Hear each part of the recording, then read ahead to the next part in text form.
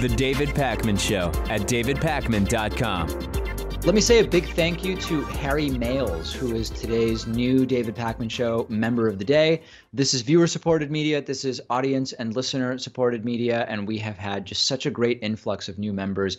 Really, the Fox News appearance, which now on YouTube has nearly 250,000 views in just 4 days, has triggered such a wave of support, and Harry is one of the new David Pakman Show members. I also want to say thanks to Craig Mazik, or Mazik, I think it's Mazik, who's been with us since 2012, today's longtime supporting member of the day. Harry, Craig, thank you. Join them at www.joinpakman.com.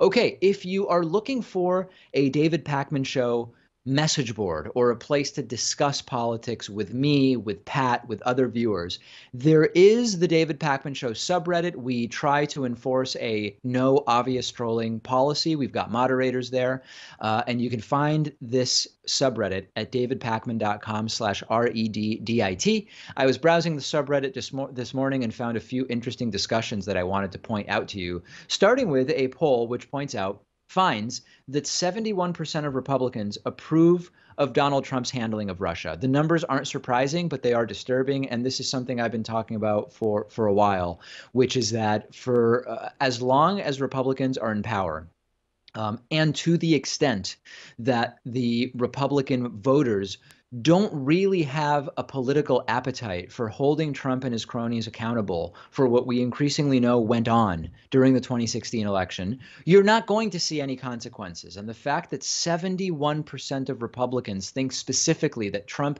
is handling Russia well, good luck. Good luck holding him accountable unless Democrats take over the House and Senate in November. Also from the David Pakman Show subreddit, a user posted, "Just caught my 75-year-old dad watching David on his tablet." This isn't a big news story or anything, but it was genuinely surprising to me to see my dad watching the David Pakman Show. He's pretty religious, which sort of causes him to lean more right-wing on social issues, but he said he really enjoys David's perspective on things and thinks he's a smart guy. I just thought it was funny and wanted to share. He's been exploring YouTube pretty hard lately, and I've been wondering if he'd ever come across any of the channels I watch regularly. This is great. I mean, listen, if you look at our demographics, as I just drop something on the floor, if you look at our demographics, yeah, we have overwhelmingly strong sort of demographic skewing towards younger people, but the 65 plus audience, even though they're mostly like on Fox News and PBS, I guess, are two big ones for the 65 plus audience, we have some of our biggest supporters, including some great folks in Cambridge, Massachusetts, and in New York City, and in other parts of the country who are in that 65 plus or even 75 plus age bracket. And that's a great thing. Everybody is welcome here. Also from the David Pakman Show subreddit, should we be allowed to vote online? I've been thinking about this and haven't come up with a good reason why we don't allow voting online. Is it possible to make the process secure? If so, what are the counter arguments against being able to vote online? We'd certainly have far more participation. What do you think? I am very, very big on online voting. Estonia is a small country that is, I don't know that geographically it's in Eastern Europe, but it's considered sort of part of Eastern Europe. And I'm actually, as part of a bigger project in a few months, I'm going to be visiting Estonia, and they have modernized democracy in some very interesting ways, and they are exploring the online voting angle or possibility. I think in the same way that voting in person presents challenges that have to be overcome and safeguards that have to be put in place, online voting is the exact same thing, and it would have the huge benefit of increasing voter turnout. I am hugely, hugely for exploring that. Lastly, from the David Pakman Show subreddit, when David takes calls, what is he jotting down on his notepad? This continues to come up, and I write a few things down. Number one, I do write down the caller's name because I don't want to forget their name. And if we take a dozen calls back to back, it's possible that I might mix up somebody's name, and I don't want to do that. So I write down the name. I will also, if something, we come up with the YouTube titles for the calls, obviously after the calls, because time sort of moves in a forward direction, and we can't come up with titles for calls before we receive them. And if something happens during the call that I think would be particularly good or appealing for the title, I will write that down. And that's it. I'm not doodling. I'm not, I don't know what people would imagine that I'm doing, but that's what I am doing. And it's all part of the pulling back the curtain at the David Pakman Show. Questions about the show, comment, want to discuss topics from the show with other viewers. Nearly 7,000 of our viewers and listeners now participating on the subreddit at davidpakman.com/REDDIT. Okay, we've been covering what I guess we call the flip-flopping of Donald Trump and his beliefs about what did or didn't take place during the 2016 election involving Russia. And you'll remember that during that Helsinki press conference with Vladimir Putin, Donald Trump said he has no reason to think that Russia hacked and meddled in the 2016 election. The next day, as we covered yesterday on the show, Trump changed his position and said, I misspoke. I meant to say I have no reason to think that Russia didn't hack or meddle in the election. So I guess then that his latest position was that he does believe the intelligence reports, which say unanimously that in 2016, Russia hacked and meddled, and that they continue to do so in advance of the 2018 election. Unless he then had this cabinet meeting, video from which I'm about to show you, where Donald Trump appears to now say he doesn't believe Russia is currently meddling, which once again, our intelligence agencies believe Russia is doing. And a reporter asked him at the end of this cabinet meeting yesterday, is Russia still targeting the United States? And here is Donald Trump's completely bizarre response. And it happens very quickly and right at the beginning of the video. So pay close attention to that. Is Russia still targeting the U.S., Mr. President? Thank you very much. Let's go. Make your way out. No, you don't believe that to be the case? Let's go. We're finished here. Press, let's go. Thank you very much, everybody. Make your way out. Can you just We're doing very well. We are doing very well, and we're doing very well, probably as well as anybody has ever done with Russia. And there's been no president ever as tough as I have been on Russia. All you have to do is look at the numbers, look at what we've done, look at sanctions, look at ambassadors not there, look, unfortunately, at what happened in Syria recently. And I think President Putin knows that better than anybody, certainly a lot better than the media. He understands it, and he's not happy about it. And he shouldn't be happy about it, because there's never been a president as tough on Russia as I have been. Okay, thank you very much. Thank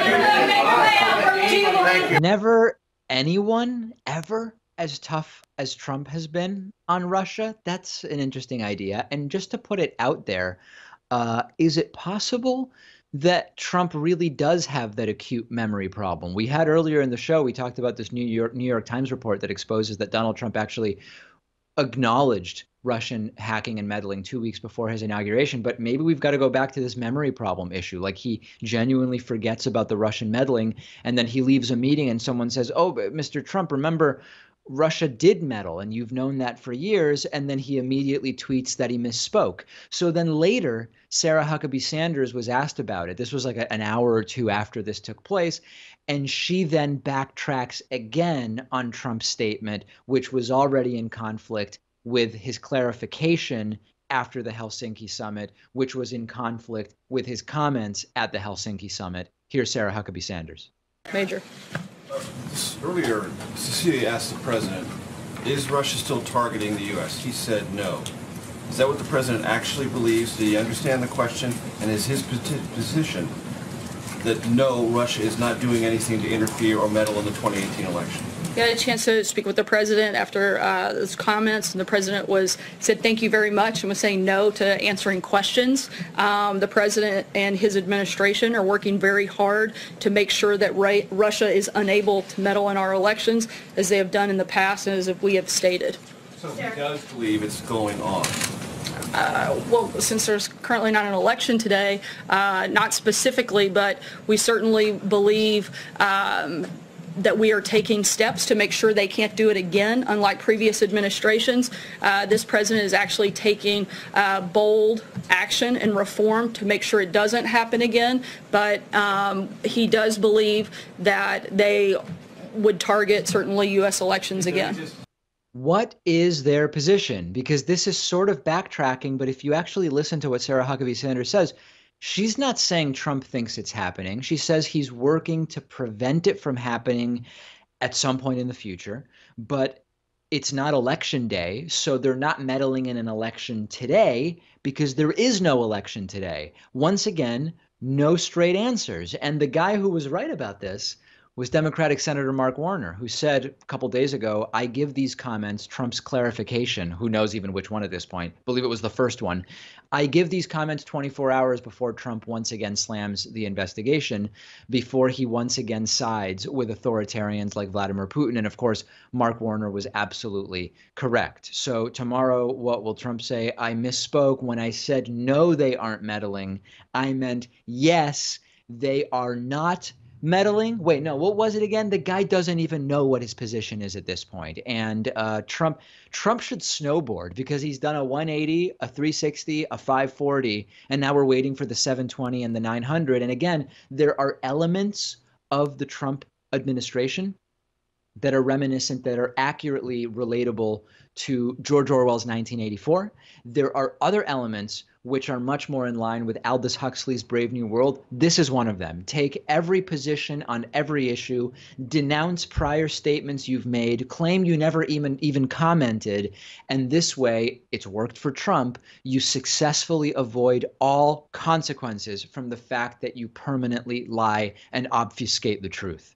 I want to hear your thoughts about this. There's already a discussion going on about it on the David Pakman Show subreddit, which you can find at davidpakman.com/REDDIT. Quick break. We will be back with much, much more right after this.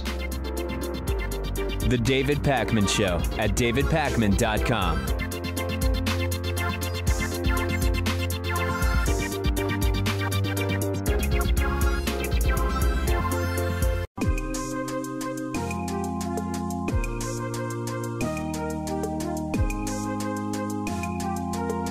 Welcome back to the David Pakman Show.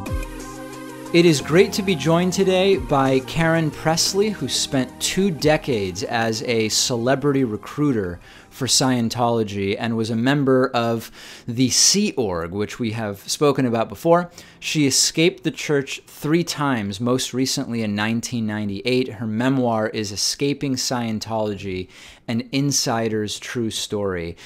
So Karen, it's great to have you on. I guess to start with, how did you first get involved with Scientology? Because I know, we've spoken to many former Scientologists, some second generation, some choosing to get involved themselves as adults. What was your scenario? Well, my husband at the time, Peter Schless, and I moved to LA in around 1980, and basically we heard about Scientology through other musicians and artists and designers in LA. A lot of people that we met were already Scientologists or talked about Scientology. Chick Corea, John Travolta, those are just some of the people that, influenced us. And did it ever appeal to you for the actual religious beliefs, or was it more something that was a community of sorts for you? Honestly, the attraction at first was community because we were brand new to LA. It's a very competitive environment, and the Celebrity Center building and the people that work there would pretty much love bomb you and make you feel very safe, as if it was a refuge, a place of safety. And also, not so much the religion, but more the self-help aspect of it appealed to us. That's interesting. So as you became more involved in it, was there a way in which it sort of actually felt like if this weren't a part of your life, that you would sort of be materially worse off? Absolutely.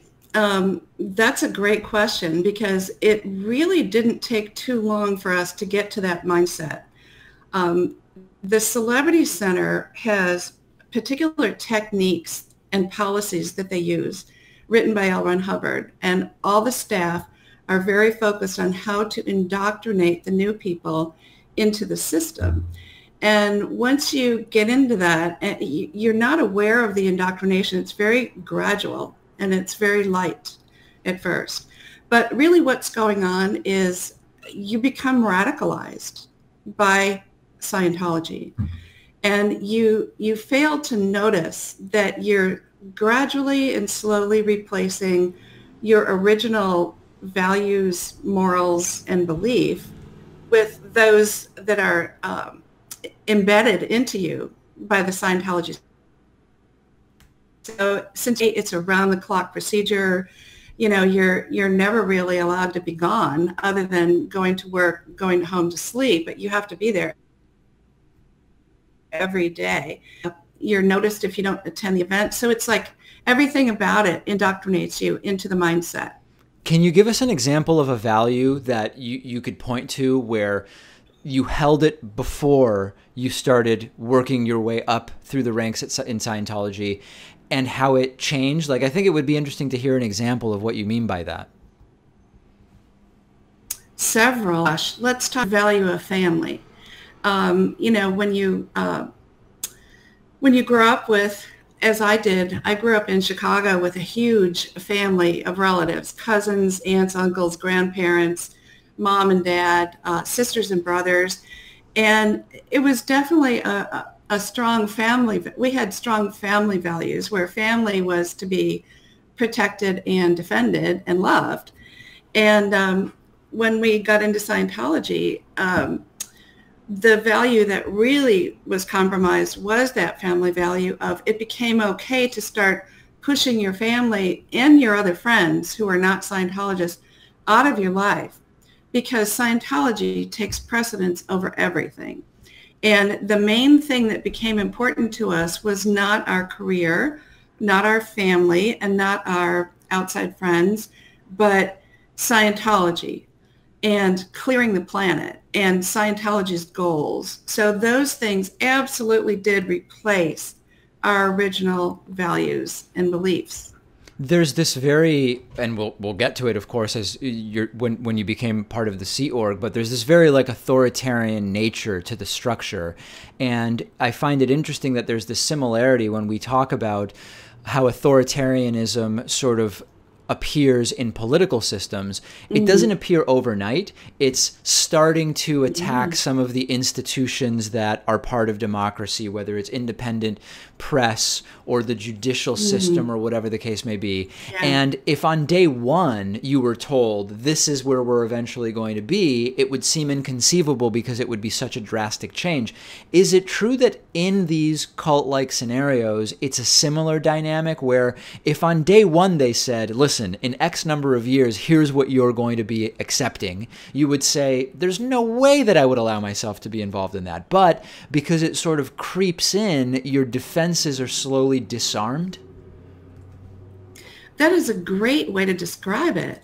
Your defenses are gradually, slowly disarmed because your mindset, you become so vulnerable to the policies and the teachings of L. Ron Hubbard that you grow to believe that clearing the planet through Scientology takes precedence over everything, over sleeping, over your personal health, over your relationship with your spouse, over friendships and family, like I said. So, but that's part of the radicalization of Scientology. And we went through that at the Celebrity Center, but during the first couple of years of being a Scientologist. But it by the time we transitioned the church headquarters, which is the International Management Base, where it was like moving from Earth to Mars in terms of heavy indoctrination, the Sea Org viewpoint, which reigned over everything. That took precedent over your mind. It's like you had to be the Sea Org member to clear the planet, but not only that, you had to support Command Intention, which is the leader, David Miscavige, issuing orders that compromised with your own sense of logic and rationality, and putting yourself at risk to achieve the goals and to complete his orders so as to please him. And that's where the cult-like behavior just absolutely proves itself, that this organization is a cult versus a church. You escaped in 1990, and you escaped again in 1993, and then you, after the second escape, stayed another 5 years before leaving for the final time in 1998, if I have the dates correct. Can you talk first about, well, there's so many ways we could go. I mean, maybe you can briefly just tell us why the word escape is so often used. In other words, why is it just not leaving or quitting, first of all? But secondly, what was the sort of catalyst for you saying the first time, I need out, and then ultimately for when you made that decision more permanently, what was it that had changed in your perspective about it that made you say, this can't be for me anymore?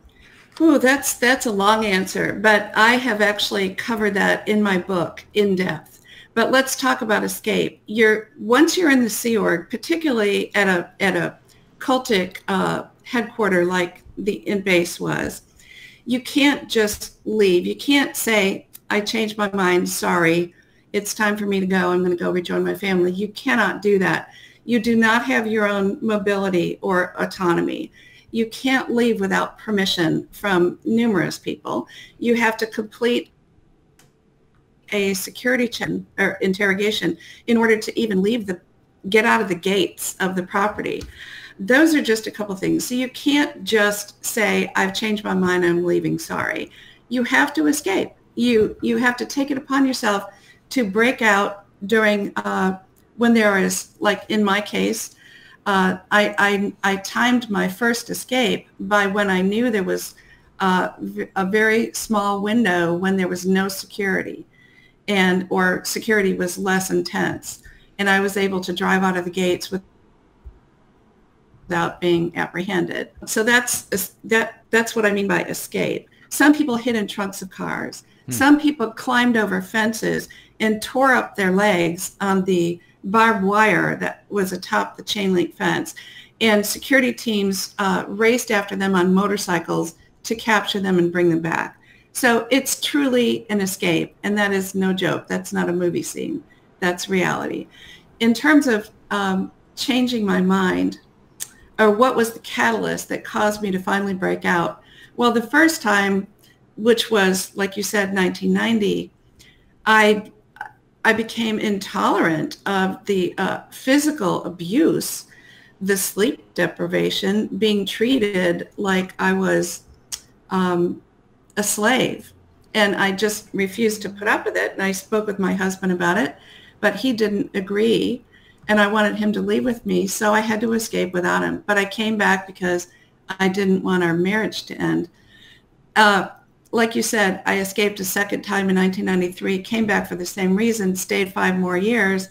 And when I broke, what had happened is, you pile so many things on a shelf in your mind of things that you're unhappy about or you don't want to tolerate. But you put them aside because you try to, quote unquote, in the words of the Sea Org, make it go right. And you try to toe the line. You need the approval of the powers that be, so you behave in such a way that doesn't get you in trouble.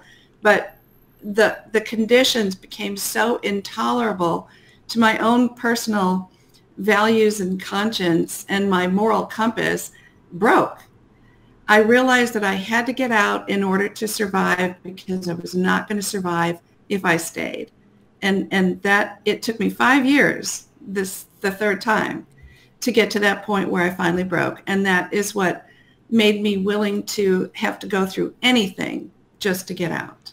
Are people ever irredeemable in the eyes of Scientology? I mean, certainly, you left initially and you were allowed back, and then you left a second time and you were allowed back. And we've talked to Lori Hodson about this as well, and how she had to go through this process of sort of recanting all of the things that she did and said when she had left. Is there ever a point in Scientology where someone is irredeemable, or is there always an opportunity to come back if you do the right thing? Good question. They have a program called the Rehabilitation Project Force, which is basically, in essence, a prison camp. And they send you, they tell you that you are irredeemable. You can't be, you can't function along with the rest of the ethical Sea Org members. So you get dumped into the prison camp. And you have to go through 24/7, 365 days a year until you finish. Some people are there for years before they, quote unquote, complete their program. But what that program completion really is you have become so broken and you have become so bottomed out as an individual. You've taken on the mindset of the leadership, and you believe that you're basically scum unless you're a perfect Sea Org member. So you put aside your own personal, again, values, conscience, and this winning personality of a Sea Org member. And that is when you're redeemable. That's when you're allowed to rejoin the group.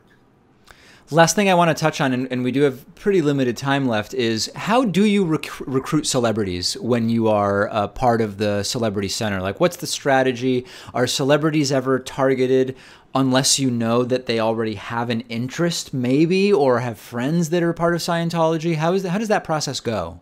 Well, first of all, there's a policy that L. Ron Hubbard wrote about recruiting raw meat, and it's a absolute targeted strategy for people who are currently celebrity Scientologists to list the names of all the people that they know and work with, and they meet with the president of Celebrity Center and they strategize how they're going to get to those people. And I mean, we used to plan, when I was in celebrity recruitment, we used to intentionally send people to certain parties in Hollywood because we knew certain people were going to be there, and we had strategies to invite these people to lunch or go out for a drink or whatever. It's absolutely strategized. How we recruited celebrities, my husband and I at the time were, I was a designer and he was a musician, so we spoke to everybody we knew, from Jeffrey Osborne to Cher to Randy Jackson to loads, Frank Stallone, loads of people, and musicians in Santana. And we did get quite a few people in, but none of them actually stayed, except one. And who was the one that stayed?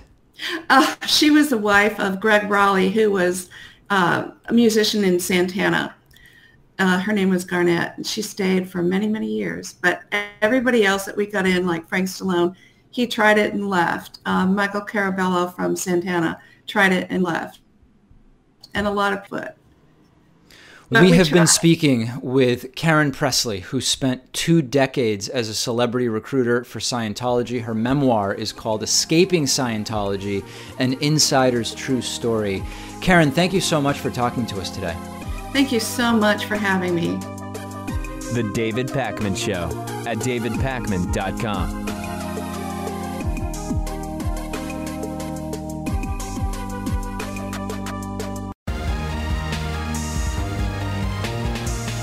The David Pakman Show at davidpakman.com. Okay, so listen, if you've been watching The David Pakman Show, if you listen to this program, you know that there are no sacred cows here. There's no idea or person or anything that's above criticism. I'm a progressive, but if I see something on the left that I don't like, I criticize it. Earlier in the week, I criticized Alexandria Ocasio-Cortez. Some people in the audience got mad. Others appreciated that I call it like I see it, and that sometimes there's criticisms of people on the left. Of course there are. Israel, sometimes people get mad. They don't feel I'm criticizing Israel harshly enough until I do, and then people get mad that I'm being unfair to Israel all of a sudden. Left-wing candidates who I interview, if I don't think that they're as informed as they should be, I push them and I question them and I don't handle them with kid gloves. My point is, no sacred cows on this program, and in the past, I've criticized Jill Stein when I've believed that she deserved criticism. Few months ago, there was a report, maybe it was early June, I guess almost 2 months ago, there was a report which said that some of Jill Stein's millions of dollars raised for recounts were widely unaccounted for and mostly spent, and that she hadn't filed FEC disclosures dating all the way back to, I believe it was September of 2017. I looked at the report. I did the underlying research and I came to you with my views. Not everybody agreed with me. Some of you appreciated it and felt it was good. Some people said that it was a hit piece. Others said, listen, David, you'd clearly be slamming a Republican if the story was about them. Jill Stein shouldn't get special treatment just because she's on the left. Ultimately, there was a subsequent report to the report that led to that story in early June. And once again, it relates to Jill Stein's use of those millions of dollars raised for the recounts in certain states in the 2016 election. And this latest report from the Daily Beast goes into more detail about the spending. And it is now saying specifically that some of that recount money is being used to pay for Jill Stein's legal troubles related to the Russia investigation. And as some of you know, and as some of you don't know, Jill Stein has been pulled in to the Russia probe and is suspected of possible wrongdoing. She has dined with Putin and the indicted Michael Flynn in Russia. Documents have been requested from her. She's had dealings with the United States Senate Select Committee on Intelligence, and she has not as of yet been charged with anything, but she has had not insignificant legal expenses related to this. And for a while, her campaign hadn't released an FEC filing outlining their spending. They now have, and it's raising more questions because the Stein campaign paid the Partnership for Civil Justice about $66,000 in May and another $31,000 in January. And that is a law firm that is representing Jill Stein in her dealings related to the Russia probe. Now, we don't know for sure if the $100,000 paid to them by the Jill Stein, from the Jill Stein monies were for representing her in the Russia probe, or if they're also representing her on something else. But we know that they're representing her on the Russia probe and that payments were made to them. Another example, $9,000 went to Mueller and Chevalier, which works with Paul Manafort related to the Russia probe. We don't know if Jill Stein's $10,000 payment to them was for Russia-related stuff, but once again, it would appear that way. And of course, Jill Stein has every right to have attorneys for the Russia stuff. She absolutely should. Everybody deserves to be represented by attorneys if they are being investigated. But the Stein campaign has said time and time again that the money they raise for the recounts would be held separately and would be used only for recounts. And yet again, it doesn't appear that that's what's going on. The FEC law around this says that money raised for recounts can be used for post-election litigation, but it has to be litigation related to the recounts or the counting of ballots. And if indeed Jill Stein's money is being used, the recount money is being used for Russia-related legal fees, that would not be part of what the FEC says is okay. Jill Stein's being investigated, and what the Daily Beast is alleging or suggesting is that money raised under the premise of being used for recounts is being used to cover her personal legal expenses as related to the Russia probe. My belief on the basis of all the evidence, and I know that people will write in and say that I'm wrong, although they'll say that I have a personal vendetta against Jill Stein. I will lose subscribers, but I'm not going to sort of be held hostage for membership or subscribers if I believe that something is one way and not the other way. To me, the entire Jill Stein recount thing stinks. It feels to me as though it is a calculated and conniving thing that was done, and that it is a combination of grifting and cash grabism. And if you think I'm wrong, provide evidence that I'm wrong. But once again, we have another report which alleges that money raised to be used for recounts is being used for other things, and that is direct disrespect to the people who donated the money. And if you don't like what I'm saying, write in, and I know some of you will, and tell me how the report is also unfounded, as some people said the last one was, and I will do a follow-up. I have no problem whatsoever. Yesterday, it was called to my attention that Anna Kasparian from the Young Turks did a major takedown video against intellectual dark web classical liberal free speech advocate Dave Rubin. As many of you know, Dave Rubin formerly was part of the Young Turks. He was also formerly someone I spoke to on a somewhat regular basis. We even worked on a couple of projects together when he was involved with Aura TV, and I was involved with Aura TV on a web platform sort of venture.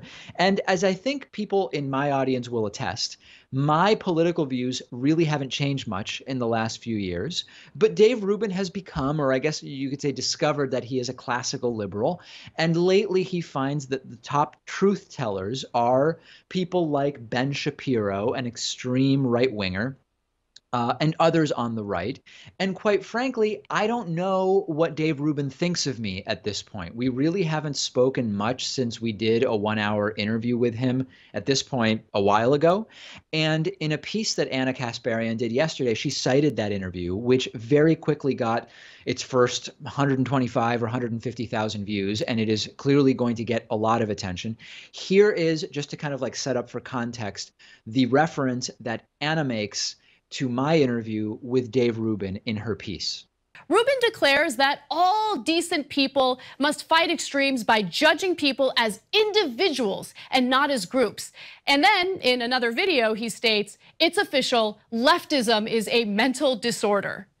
Political commentator David Pakman even called him out on it. You said in an interview with Ben Shapiro that liberalism is basically a mental disorder. What did you mean by that? I don't think I said liberalism. I might have said progressivism. Right. It's not surprising to me that he goes back and forth. It's not surprising to me that he lies and spreads propaganda. It's not surprising that he has completely flipped the switch on who he is as an individual and what his political beliefs are. So listen, Anna used to be very close with Dave Rubin. I really don't know if Rubin considers me anything at this point, an acquaintance, a friend, whatever. I get a lot of emails from the audience, the gist of which is, David, you know Dave Rubin. Can't you set him straight on this topic or that topic? And the answer is no, I can't. I have many friends with whom I disagree with politically, and it's no problem. But I just don't think that with Rubin, it's anything like that sort of proactive nature. I think I don't cross the guy's mind, and I can't set him straight on anything. And I've sort of made an effort not to participate in the irrational Rubin bashing. And if I disagree on policy, great. I mean, that was made clear during my interview with Dave Rubin. And I was actually, I've not mentioned this story before. Pat's taking notes. I was approached some months ago by a journalist at a media outlet that you all know. And they wrote to me and they said, hey, David, we know you were previously in touch with Dave Rubin. I want to interview, the person said, about Dave Rubin. And the writer said, I'm also reaching out. I also reached out to Dave Rubin to get his take. And I got a strange feeling that it was maybe a hit piece. And so I contacted Dave Rubin and I said, listen, this writer reached out to me. I'm getting a weird feeling. They say that they reached out to you. I have no problem talking to them about policy. I'm not going to just hurl ad hominems. That's not what I do. But did they reach out to you? Because they said they did. And Dave wrote back to me and said, they didn't reach out to me. And I think it's definitely a hit piece. And I went back to the writer and I said, listen, I don't want to participate in this because you lied to me. You said you reached out to Dave Rubin and you didn't reach out to Dave Rubin unless Rubin is lying to me. That's the last contact I had with Dave Rubin, and that was months ago. And a couple of weeks ago, I sent him a text about something not at all related to politics. He did not write back to me, and I really couldn't tell you what the circumstances are. The most common question I get is, do I think that Dave Rubin really had a political awakening? Or is he just doing this for money because he's funded by Learn Liberty or whatever Koch-connected organization? And the answer is I genuinely have no idea because it doesn't really seem like he has any interest in having that conversation with me. But my impression from the contact I did have with him after his awakening was that he really seems to believe the stuff. I don't have any reason to think that Dave Rubin is playing any kind of a character. Whether he's been sort of bamboozled into taking these positions or not, I couldn't say. But all the evidence I have is that the positions that he espouses are his genuine, sincerely held positions. We've got a voicemail number. That number is 219-2DavidP. Here is another voicemail, again, about the possibility of a blue wave in the 2018 midterms. Take a listen. Hey, David. You know why in the fall there will not be a blue wave? And for the presidential election, Trump will be reelected? Well, I just saw a poll out this morning that says only 28% of young people say they're definitely going to vote in the election this fall. This is why the status quo is the way it is. So I hope you enjoy having Trump as your president and the Republicans controlling both houses of Congress, because this is the new normal. I know.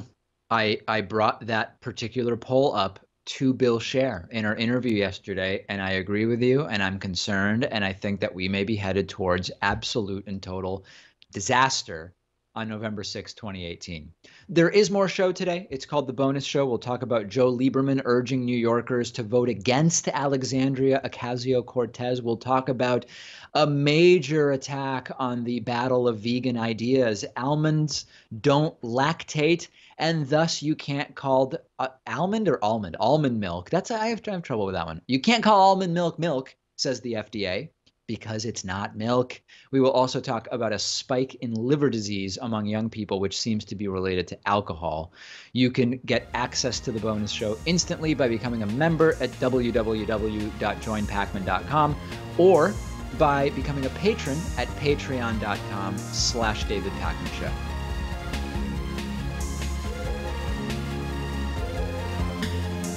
The David Pakman Show at davidpakman.com.